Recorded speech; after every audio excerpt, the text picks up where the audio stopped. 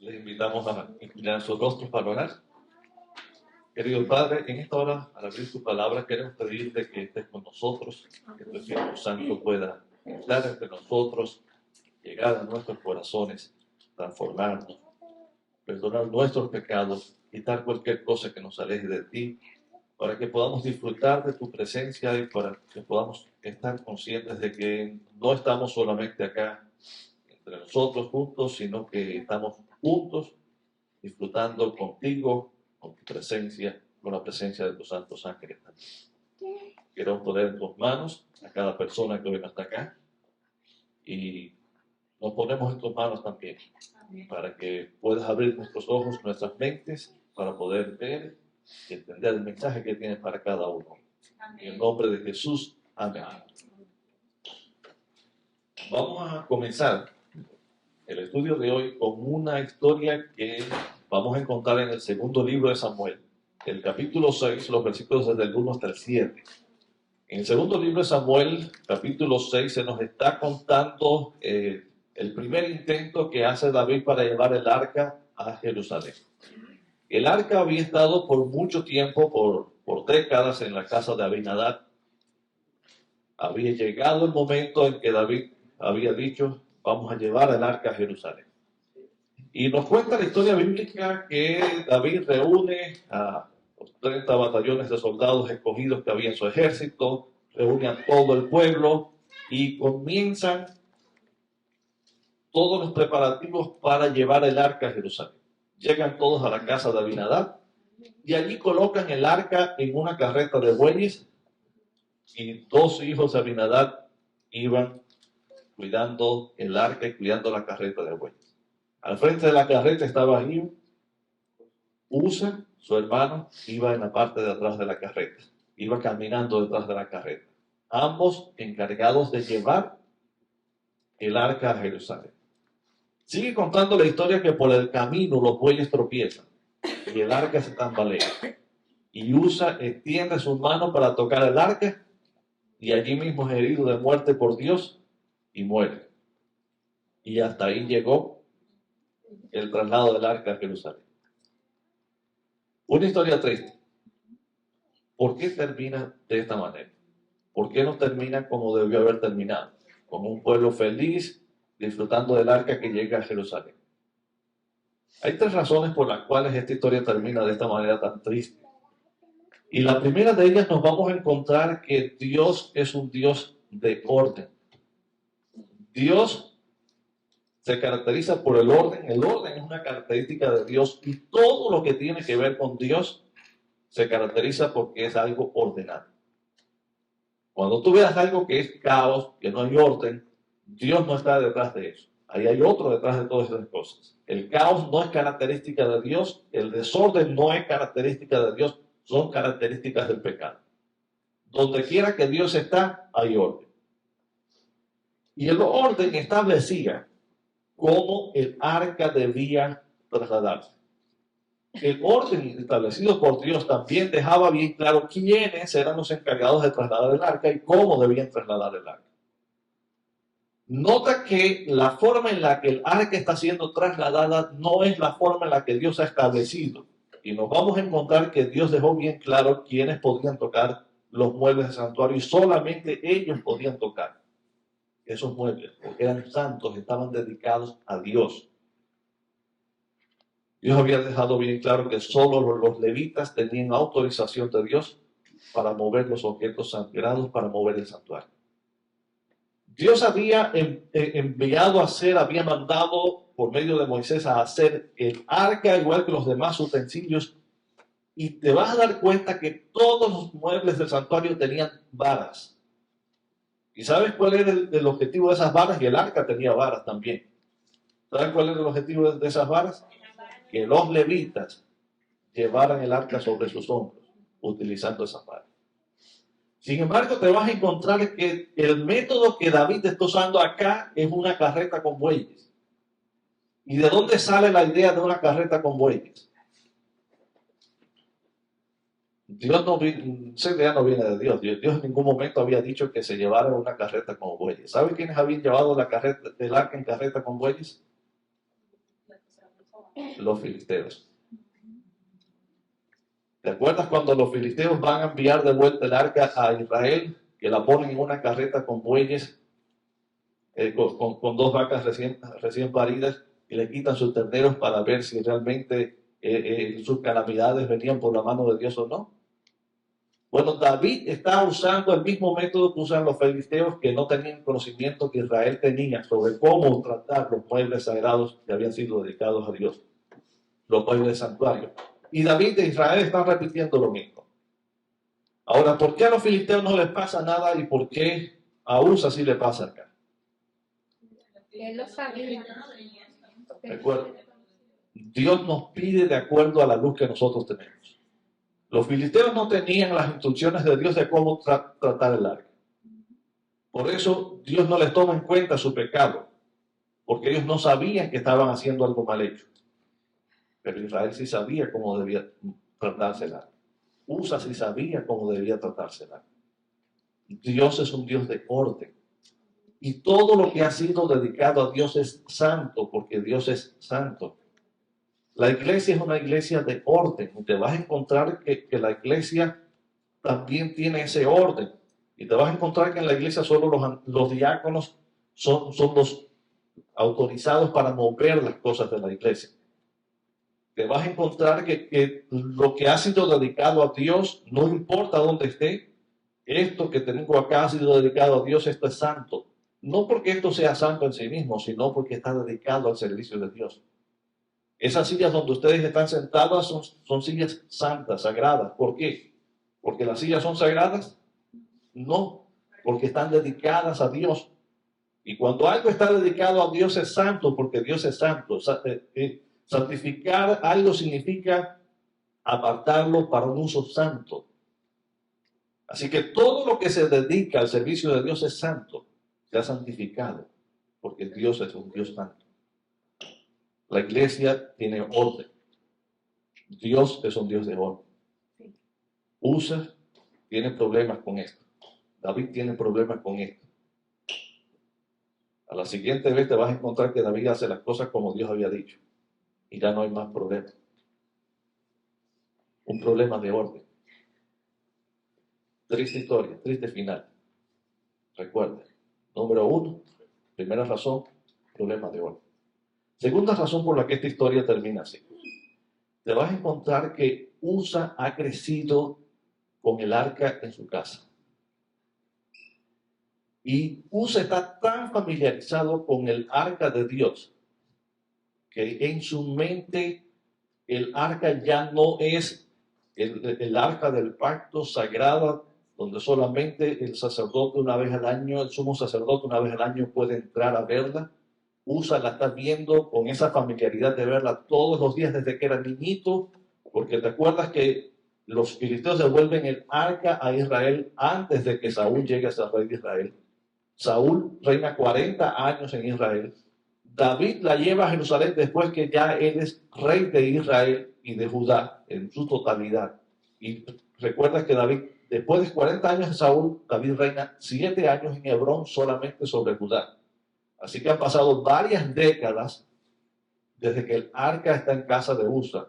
La Biblia nos dice qué edad tenía Usa, pero es lógico pensar que Usa nació y creció viendo el arca en su casa.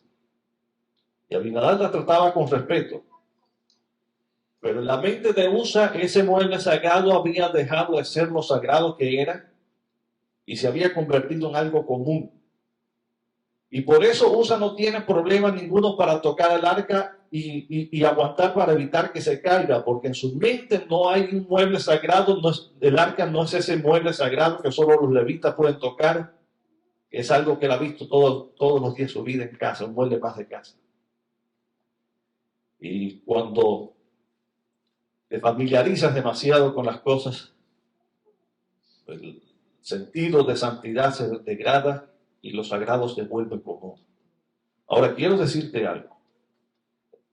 La Biblia nos enseña que nosotros debemos tener una relación personal con Dios cada día.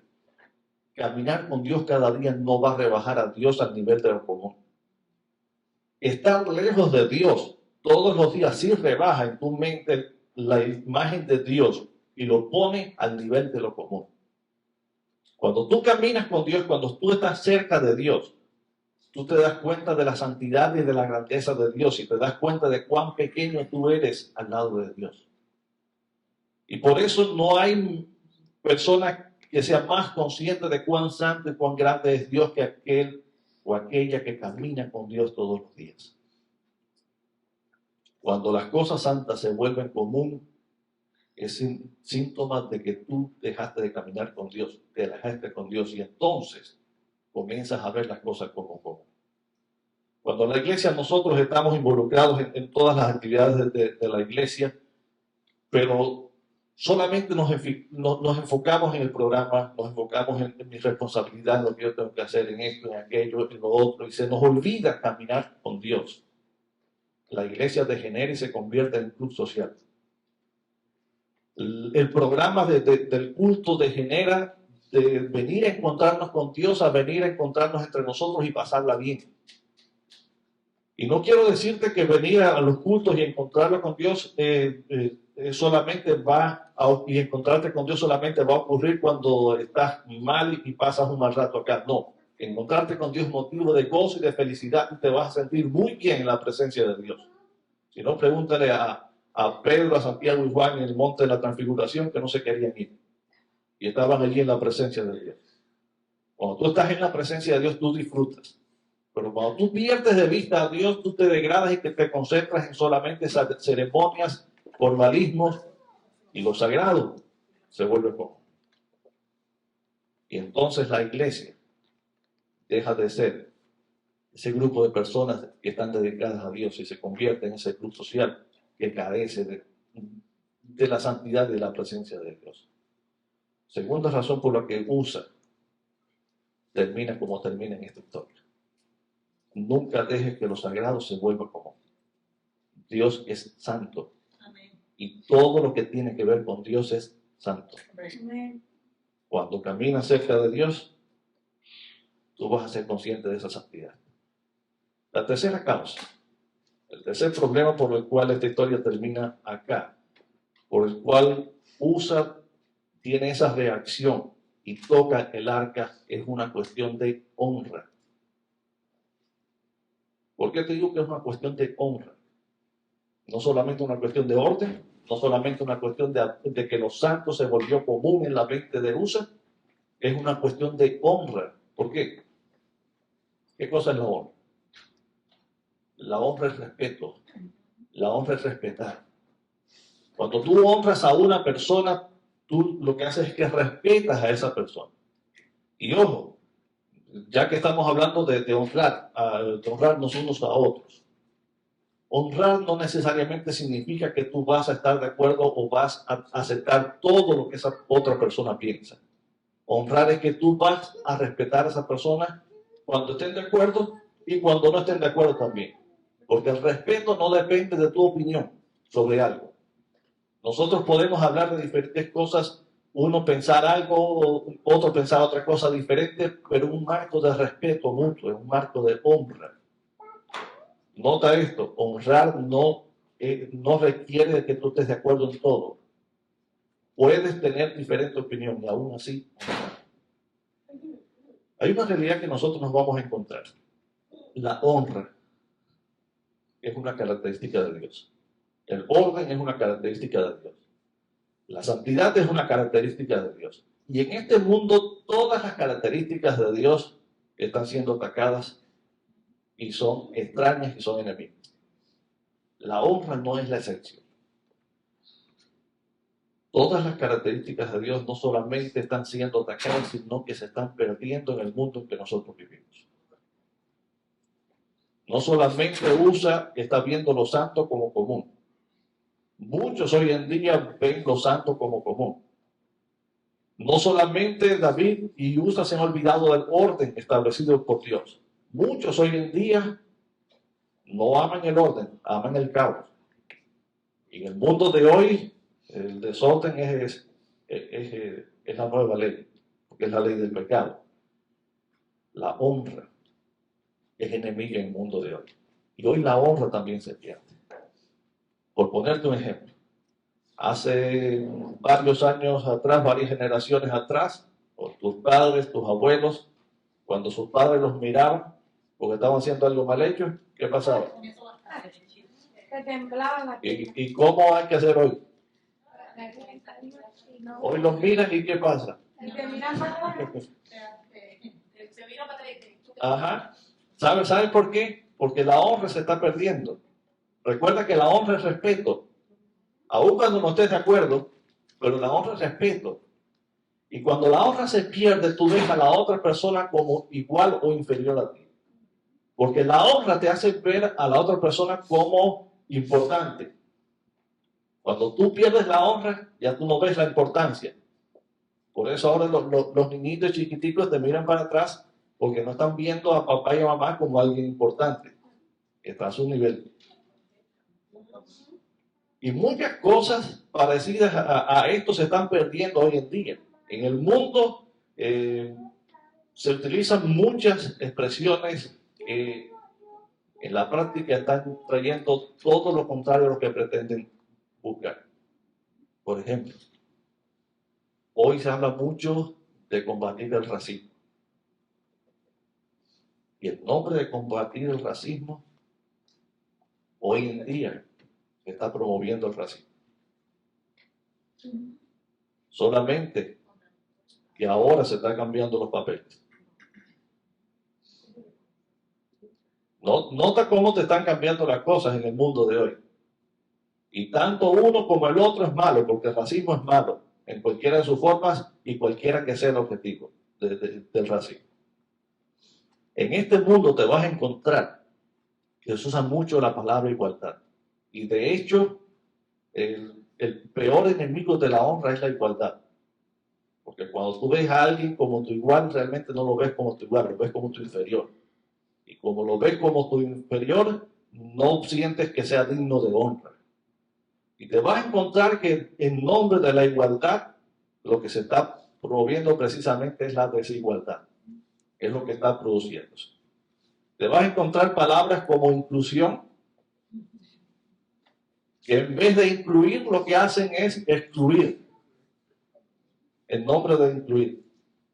Y te vas a encontrar que en este mundo se promueven muchas cosas cuando en realidad solamente están usando nombres aparentemente bonitos, pero están llevando otras cosas. Y te digo, ¿qué esperar de Satanás?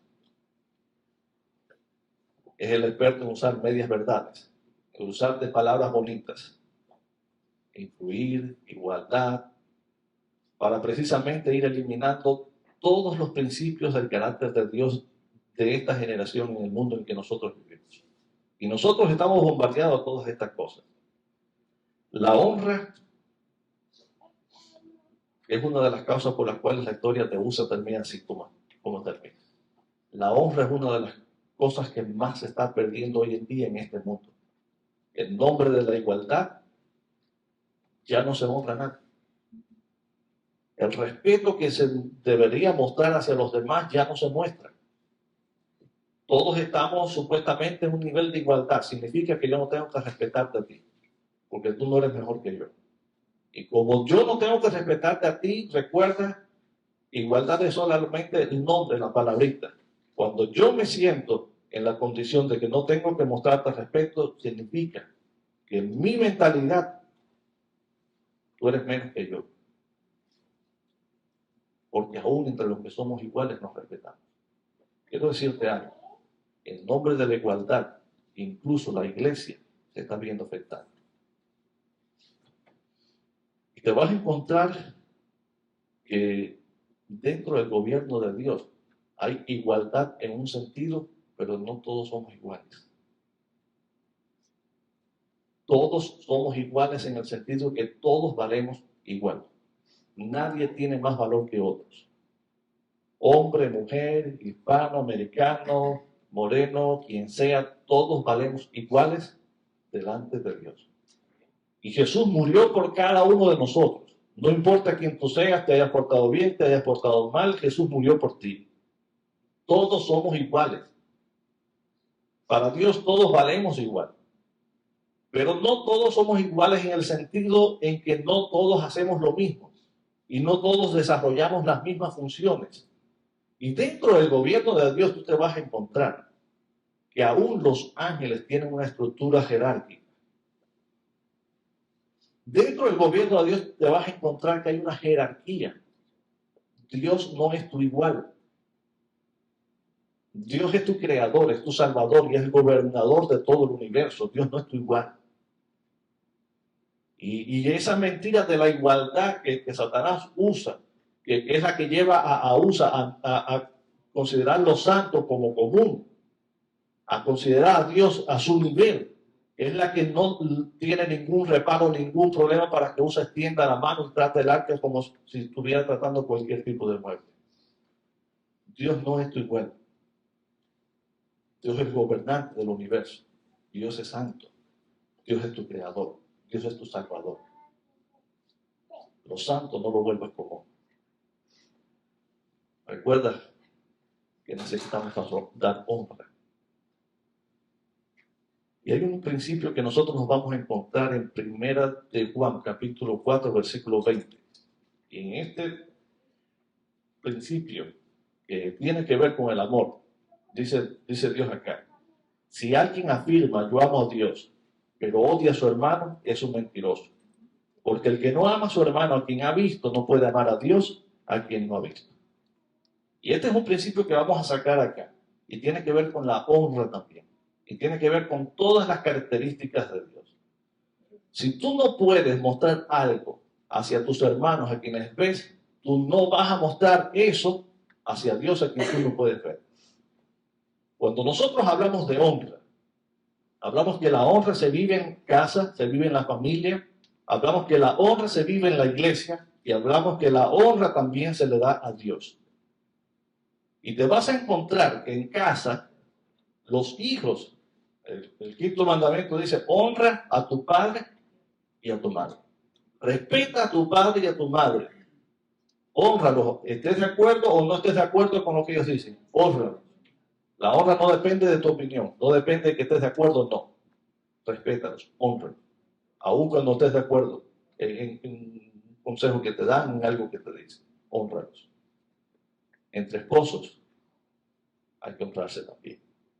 La honra no solamente para hijos y padres, la honra también es entre esposos. Y muchas veces los matrimonios tienen muchos problemas por falta de honra, por falta de honrarse mutuamente. Quiero decirte acá, no es la honra de la esposa hacia el esposo, es la honra también del esposo hacia la esposa. Los dos tienen que honrarse. Cuando se pierde la honra, se pierde el respeto, se pierde todo. Y los problemas llegan después. Porque siempre que tú dejas algo que procede de Dios, eso va a estar sustituido por algo que procede del pecado, y el pecado no trae nada bueno. Si nosotros mostramos honra en casa, ¿sabes dónde es el siguiente paso que nosotros vamos a mostrar honra? La sociedad es el reflejo de lo que pasa en la familia. Por eso, si tú quieres destruir una sociedad, destruye la familia y vas a destruir la sociedad. La iglesia es el reflejo de lo que pasa en casa.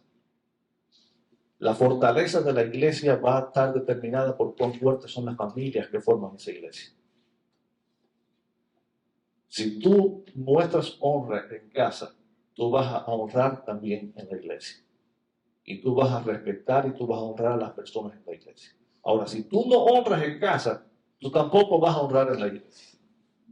Y si tú no puedes honrar ni a tus padres, ni a tu pareja, ni a tus hijos, tampoco vas a honrar a los líderes de la iglesia, tampoco vas a honrar a las personas que ejercen cierta autoridad en la iglesia. Y si tú no haces eso, el principio que estamos viendo en 1 Juan capítulo 4, versículo 20, donde dice que si tú no puedes hacerlo con aquellos a quienes tú ves, ¿cómo tú vas a hacerlo con Dios a quien tú no puedes ver? Y cuando tú no honras ni en casa ni en la iglesia, tú tampoco honras a Dios. Y eso es una gran realidad. Ahora, ¿qué pasa cuando yo no honro a Dios? ¿Qué pasa cuando yo trato a Dios como mi igual? Cuando yo lo santo lo vuelvo común. La lectura bíblica que se encontraba en Marcos capítulo 6, versículos 2 y 3 nos cuenta algo que está pasando una vez que Jesús va a Nazaret. Y nota que dice acá que cuando llegó el sábado comenzó a enseñar en la sinagoga. Y dicen los que están allí en la sinagoga, los de Nazaret, ¿de dónde sacó tales cosas? Decían maravillados muchos de los que lo oían. ¿Qué sabiduría es esta que se le ha dado? ¿Cómo se explican estos milagros que vienen de sus manos? Nota, se están maravillando de todo lo que Jesús hacía, de todo lo que Jesús decía. Y no maravillándose por lo bueno, porque lo que sigue a continuación nos está diciendo algo. ¿No es acaso el carpintero, el hijo de María, hermano de Jacobo, de José, de Judas y de Simón? ¿No están sus hermanas aquí con nosotros? Y se escandalizaban por causa de él. Ese sábado en la sinagoga de Nazaret estaba Dios, presente Dios y hecho hombre. Estaba Jesús. ¿Y a quién veían los habitantes de Nazaret? Al carpintero. Al que durante 30 años me estuvo arreglando la mesa en la que yo como todos los días. Al que me reparó aquello de la casa, al que me reparó todo otro, al que yo puedo decir dónde nació, cuándo nació, quiénes son sus hermanos, quiénes son sus hermanas, al niño chiquito que creció acá en Nazaret, que fue creciendo, se hizo adolescente, se hizo joven. Ellos no estaban viendo a Dios, ellos estaban viendo a uno igual que ellos. Por eso se están escandalizando, porque dicen, ¿cómo que me arreglaba los muebles de mi casa, ahora dice lo que dice, ahora hace los milagros que hace? Cuando tú dejas de honrar a Dios, cuando para ti los santos se vuelve común, tú dejas de ver a Dios como Dios y tú comienzas a ver a alguien igual o inferior que tú. Y eso no solamente te va a afectar en tu actitud hacia Dios, también te va a afectar en tu actitud hacia los demás y también te va a afectar a tu actitud hacia la vida. Porque te digo algo, como mismo si tú no honras a los que puedes ver, tampoco vas a honrar a Dios a quien no puedes ver. Si tú no honras a Dios, tampoco vas a honrar a aquellos que te rodean. Hay otras características que van a estar ocupando el lugar de la honra, y son las que tú vas a establecer. Cuando nosotros vemos a Dios como nuestro igual, cuando llegan los problemas de la vida, tú comienzas a ver a Dios con las mismas limitaciones que tienes tú. Y entonces tú comienzas a ver un problema grande y a un Dios pequeño, porque los santos se volvió común. Porque el grande, el todopoderoso, en tu mente ya no es grande, es el carpintero. No es Dios, es el carpintero. Que los santos no se vuelvan común. Dale honra a Dios. Dios no es igual. ¿Sabes qué más pasa? Nos sigue diciendo un poquito más adelante. Versículo 3, el versículo 6 dice, y se escandalizaban a causa de él. Por tanto, Jesús les dijo, en todas partes se honra a un profeta menos en su tierra, entre sus familiares y en su propia casa. En efecto, dice Marcos, no pudo hacer allí ningún milagro, excepto sanar a unos pocos enfermos al imponerle las manos. Y él se quedó asombrado de la incredulidad de ellos. ¿Eran incrédulos? ¿Eran ateos? Mira, a veces los ateos tienen más fe que nosotros. Ellos no reconocen, ellos no usan la palabra Dios, pero usan cualquier otra palabra para ocupar el lugar de Dios y creen más en eso que muchas veces nosotros. Nota que Jesús se asombra por la incredulidad de ellos. ¿Sabes? No hay mayor incredulidad que considerar a Dios como tu igual. En una ocasión, un padre llevó a su hijo que estaba endemoniado a los discípulos de Jesús y los discípulos no pudieron sacar el demonio. Y llega Jesús y le pregunta al padre, ¿tú crees? Al que cree, todo lo es posible. Amén. Y el padre le dijo, Señor, ahí es donde está el problema. Ayúdame a creer, ayúdame con mi incredulidad. A los ojos del Padre, Jesús no era mejor que sus discípulos. Y le pidió, ayúdame con la incredulidad. En Nazaret, Jesús quiso hacer los milagros y traer la bendición que había traído sobre muchas poblaciones. Nos dice el deseado toda la gente que había ciudades enteras donde no había quedado un solo enfermo porque Jesús había pasado por allí. Y Jesús quería llegar a Nazaret y dejar la ciudad donde no hubiera quedado ni un solo enfermo, ni una sola persona triste, ni una sola persona afectada por el pecado, porque Él estaba allí para traer bendición. Él estaba allí para traer sanidad, para traer salvación. Pero dice lamentablemente esta parte de Marcos capítulo 6, que Jesús no pudo hacer nada allí. Apenas pudo hacer unos poquitos milagros. ¿Por qué? Porque los santos se había vuelto como. Porque allí no estaba Dios, estaba el carpintero. Dios es digno de honra.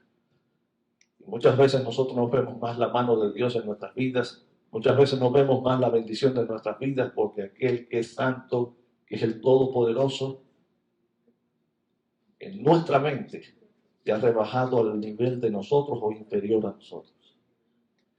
Dios quiere traer bendición a tu vida. Dios quiere traer paz, Dios quiere traer sanidad, Dios quiere arreglar todo lo que tiene que ser arreglado en tu vida. Pero a menos que tú veas a Dios como Él es, a menos que los santos sigan siendo santos, tu descripción va a ser la misma de Nazaret. Y Dios tendrá que salir a bendecir a otros porque no pudo llegar y bendecirte a ti. Todo por una cuestión de percepción. ¿Quién es Dios para ti? ¿Cómo ves a Dios?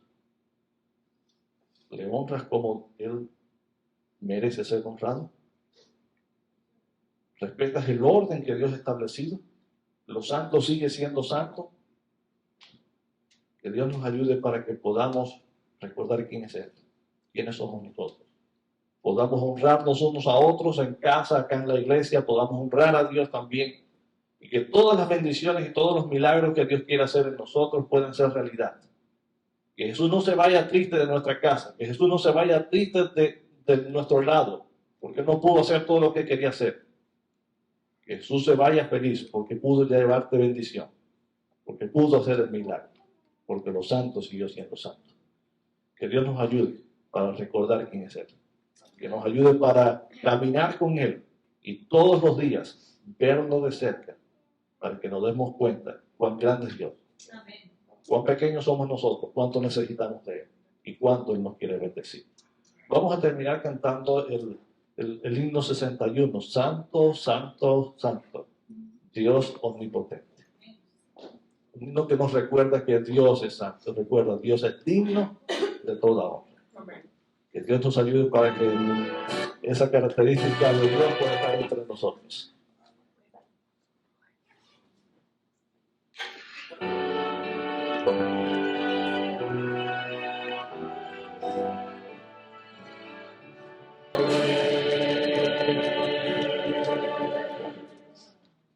Querido Padre, queremos darte gracias porque tú eres un Dios grande. Queremos pedirte también que nos ayudes para acercarnos a ti, que nos atraigas hacia ti. Abras nuestros ojos para darnos cuenta de que tú no eres nuestro igual, no eres inferior a nosotros, no tienes nuestras limitaciones, porque tú eres un Dios grande, un Dios santo, eres nuestro creador, eres el Rey del universo.